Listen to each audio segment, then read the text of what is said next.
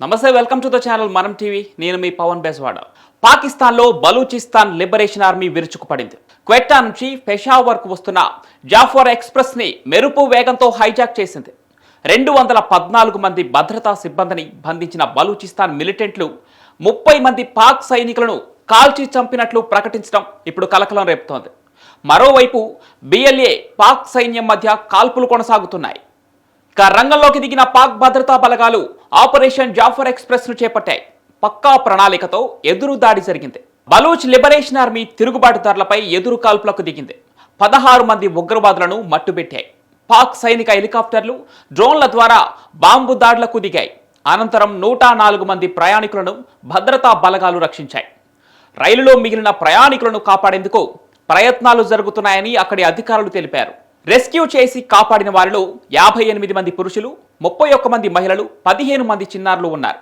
బందీలుగా ఉన్న ప్రయాణికుల్ని రక్షించేందుకు రెస్క్యూ ఆపరేషన్ కొనసాగిస్తున్నట్లు భద్రతా దళాలు చెప్తున్నాయి. అటు భద్రతా దళాలు రెస్క్యూ ఆపరేషన్ చేపట్టాక మిలిటెంట్ల నుంచి చిన్న గ్రూపులుగా విడిపోయారని అధికారులు చెప్తున్నారు. గాయపడ్డ 17 మంది ప్రయాణికుల్ని దగ్గరలోని హాస్పిటల్కు తీసుకెళ్లారు. వాళ్ళ ఆధీనంలో ఇంకా 182 మంది ఉన్నారు. వీరిలో ఆర్మీ జవాన్లు, పోలీసులు, గూఢచర్య సంస్థ ఐఎస్ఐ, యాంటీ టెర్రరిజం ఫోర్స్ సిబ్బంది ఉన్నట్లు బిఎల్ఏ తెలియజేసింది. వారంతా కూడా సెలవులపై జాఫర్ ఎక్స్ప్రెస్ ద్వారా తమ స్వస్థలాలకు వెళ్తున్నట్లు వివరించింది. ప్రస్తుతం వారంతా తమ ఆధీనంలో బందీలుగా ఉన్నారని పేర్కొంది. ఎలాంటి సైనిక చర్యకు దిగినా బందీలను హతమారుస్తామని హెచ్చరిస్తోంది. మొత్తం 3000 మందికి పైగా బలూచిస్తాన్ లిబరేషన్ ఆర్మీ ఫైటర్లు ఉన్నట్లు సమాచారం. జాఫర్ ఎక్స్ప్రెస్ రైలును ఆపేందుకు మిలిటెంట్లు ట్రాక్ను పేల్చినట్లు తెలుస్తోంది. దాడికి పాల్పడిన వ్యక్తులు శాటిలైట్ ఫోన్లతో అంతర్జాతీయ కాల్స్ మాట్లాడుతున్నట్లు ఇప్పటికే గుర్తించారు. కొండలు, లోయ ప్రాంతాలు కావడంతో రైలు హైజాక్ అయిన ప్రాంతానికి వెళ్లడానికి భద్రతా దళాలు తీవ్ర ఇబ్బందులను ఎదుర్కొన్నాయి. ఆఫ్ఘనిస్తాన్లో ఉన్న మాస్టర్ మైండ్తో రైలు హైజాక్ నిందితులు టచ్లో ఉన్నట్లు అధికారులు పేర్కొన్నారు. ఎక్కువ శాతం మహిళలు, చిన్నారుల్ని బందీలుగా చేయకుండా వారిని విడిచిపెట్టారు. అటు రైలులో సాధారణ ప్రయాణికులు ఉన్న నేపథ్యంలో అత్యంత జాగ్రత్తగా రెస్క్యూ ఆపరేషన్ చేపడుతున్నట్లు తెలిపారు పాక్ పోలీసులు. బాంబులతో రైల్వే ట్రాక్ను పేల్చిన తర్వాత ఇంజిన్ డ్రైవర్పై కాల్పులు కూడా జరిపినట్లు గుర్తించారు.